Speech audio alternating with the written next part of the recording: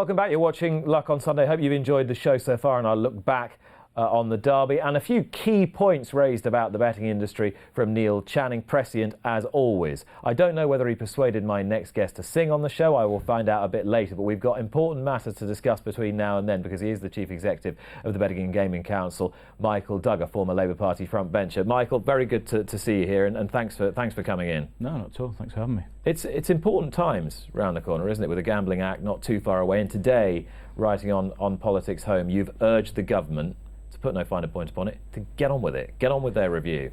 Why so?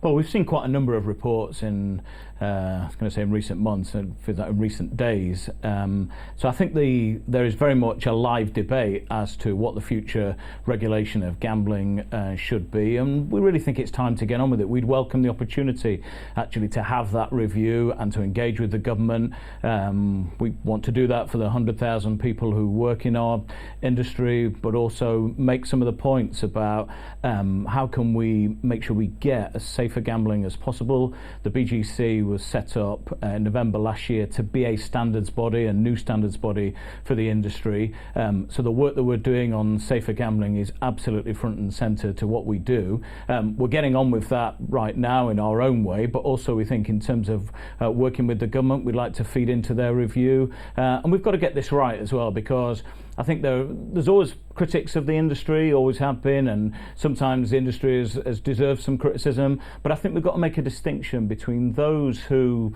frankly, are just anti-gambling, and some people always have been, but more importantly, those that do have genuine issues and concerns. And I think it's important as an industry we engage with those people and we address those. And I think the review would give us a perfect opportunity. You were quite positive in your note today about the Lords report, saying that you felt that it was offering constructive criticism.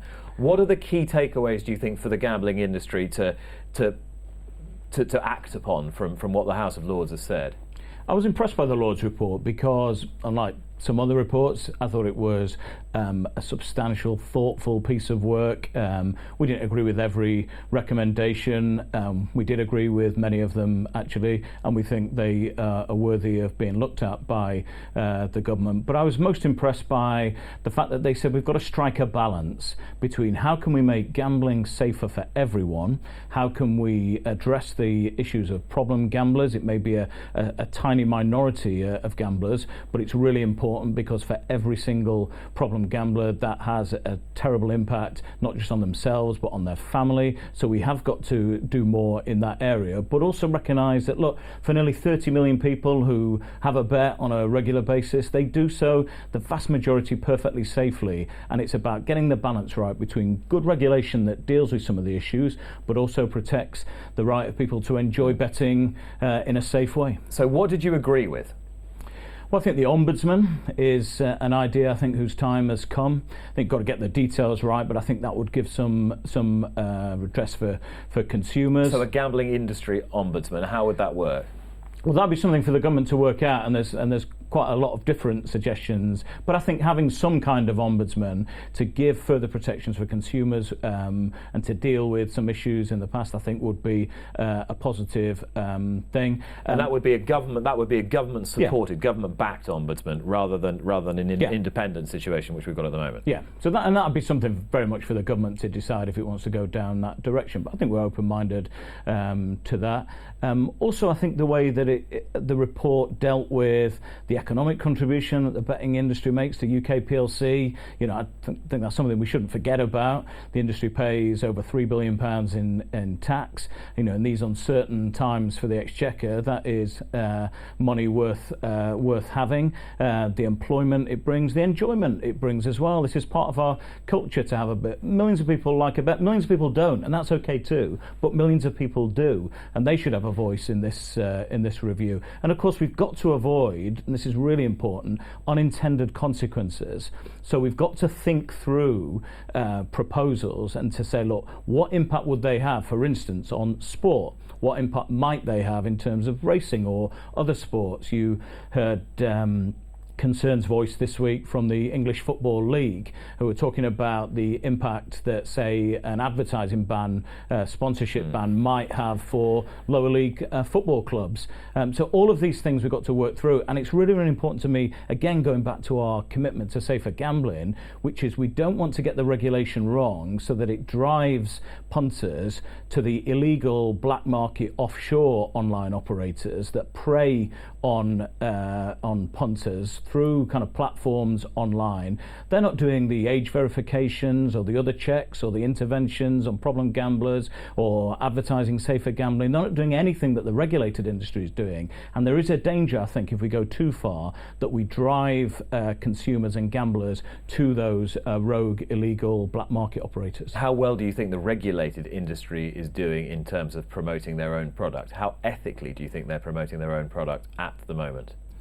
I think it's work in progress, and I think we've achieved great things. So when people have got concerns about advertising, the whistle-to-whistle ban for all live sport that we introduced has seen advertising fall by 84%. Now, the House of Lords said there isn't conclusive evidence at all that there's a link between advertising and problem gambling, but we recognise there's a perception issue, and if people think there's too much advertising, well, that was one way that the industry dealt with that. Isn't it about how many younger eyes you are getting on quite out there alpha aggressive gambling advertising during that period? You're getting a lot of underage people watching at that time. Which is why we got the whistle-to-whistle ban before the watershed. We also took the decision during the lockdown to ban gaming product adverts on TV and radio. That's a decision the industry we took ourselves, and now that we are coming out of lockdown, we've said that at least 20% of all our advertising should be safer gambling adverts. So I think the industry is making progress. We've got work that we're doing now on sports sponsorship. We're looking at game design. You know, if people have got concerns about certain games online, could you change the design of those games, slow certain games down? So that would be essentially an online equivalent of the reduction of the FOBT stake size.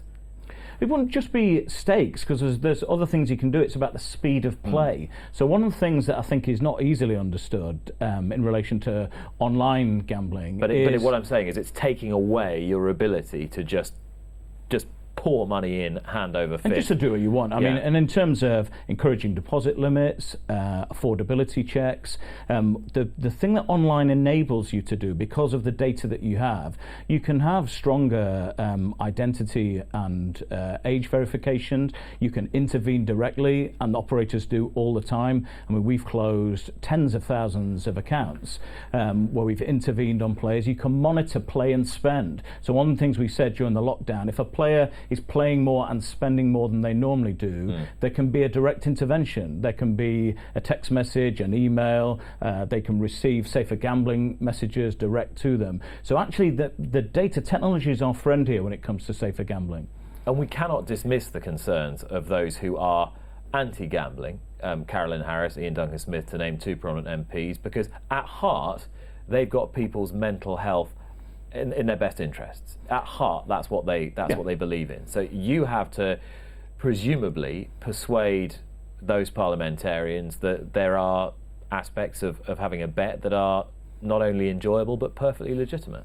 And sometimes with some MPs, and I don't blame them for this at all, I spent a number of years with them, if they don't have a bet, then they don't know much about this, and why would they? They've got, other more important things to be worried about. But occasionally, we had it with the Virtual Grand National, which I think everyone thought was a great success and raised all that money for the National Health Service, and I had a couple of MPs writing to me and saying, you mustn't take any data from anyone. Well, of course, we've got to do some basic data checks if you're betting online. It's really important for exactly the reasons that people like Ian and Caroline identify. You've got to find out if they're 18 or not. These are very basic things. So occasionally we see this in policy. The whole problem we've got with Scottish betting shops at the moment. Somebody said last week it looks as though the regulations have been introduced by someone who's never been in a betting shop. And I think that's one of the challenges that we have about actually talking to people about the reality. Just in terms of the perception of having a bet, Bruce Millington wrote an interesting piece this week, I don't know if you saw it, where he drew a sort of philosophical distinction, if you like, between gambling and the way gambling is perceived by society and having a bet, and the intellectual challenge such as it is, of having a bet, particularly on a sport like horse racing, but also on football or whatever else you want to have a bet on. Is that something that you would like to drill down into a little bit more and try and exploit the difference between having a bet and gambling as this sort of great big sort of societal evil?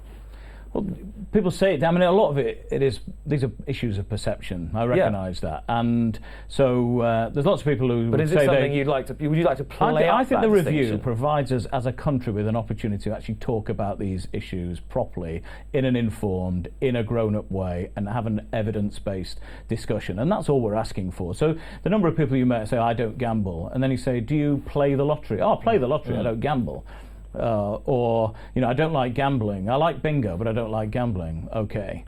So there's all that sort of stuff that goes on. And people are always surprised when, the APPG, or a lot of the parliamentarians who are critical of gambling, completely got the number of people who gamble in Britain wrong.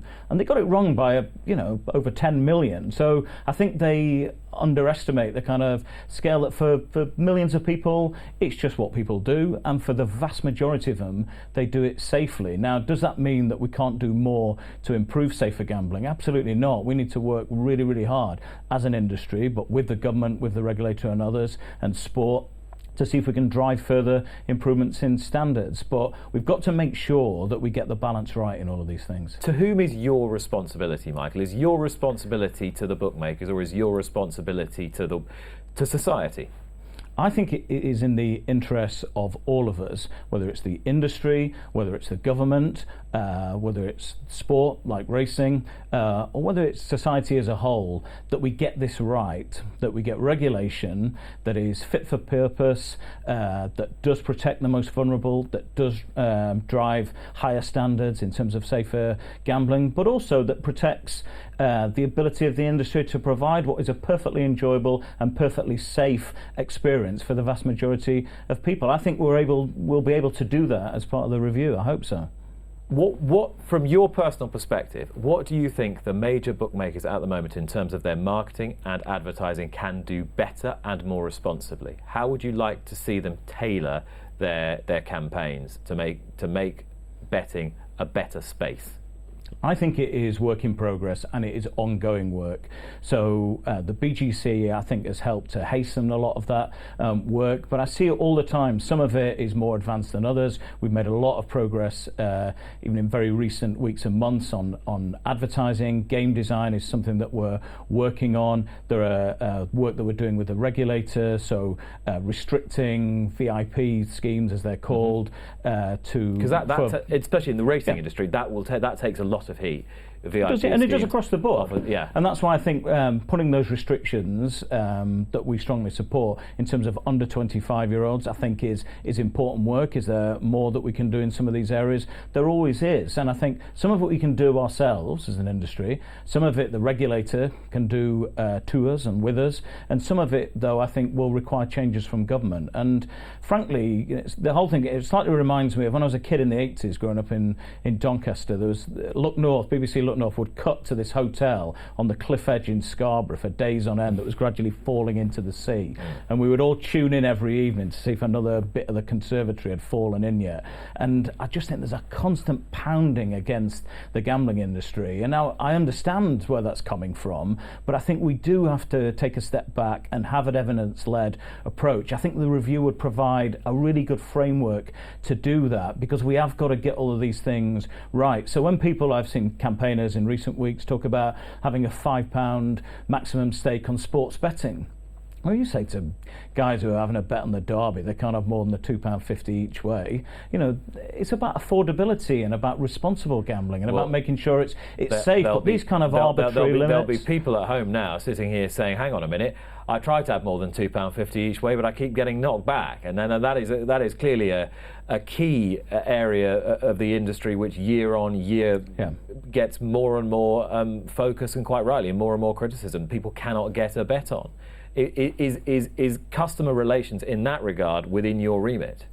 It's for individual operators to deal with customers. They are their customers, and but surely it's betting and gaming council. You're trying to engender a sense of trust and loyalty between client and bookmaker. It's very important, isn't it? But operators have got to be able to take decisions in relation to customers based on the information they've got, the evidence they've got. And, to be honest, Nick, we get criticised for not intervening nearly enough. It is a refreshing change to come on and be lambasted for being too heavy-handed with punters. So operators have got to make those judgments. That's about a consumer and a provider. That's not something for the standards body. What we're interested in is we want to. But why is it not something for the standards body?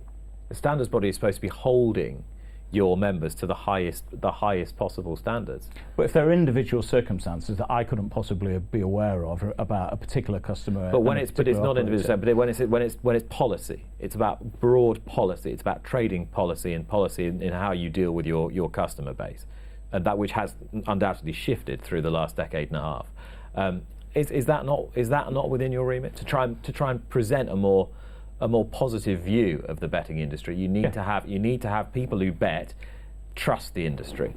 Yep, and I think that is absolutely central to our work in driving safer gambling standards. I have to say that I just don't get, in terms of BGC, I'm sure individual operators get, but I don't get, as the kind of standards body for the industry, a lot of people knocking on my door and saying this is a huge problem for huge parts of customers here. I can appreciate for some of your viewers they'll be thoroughly annoyed about that, and I can only say they've got to take it up with operator or try a different operator in the regulated sector. But we've got massive challenges we face. I thought the Lord's report, I thought some of the things it said about racing were very good, but about the contribution that we make to that sport is something we've got to protect. But equally, we're fighting on so many fronts. So this issue in Scotland is going to be a really growing issue for Scottish racing. So you've got this nonsense whereby punters, you can't see a race you can't sit down, which I know the Scottish government talk about standing up for Scotland. I think it takes it a little too far.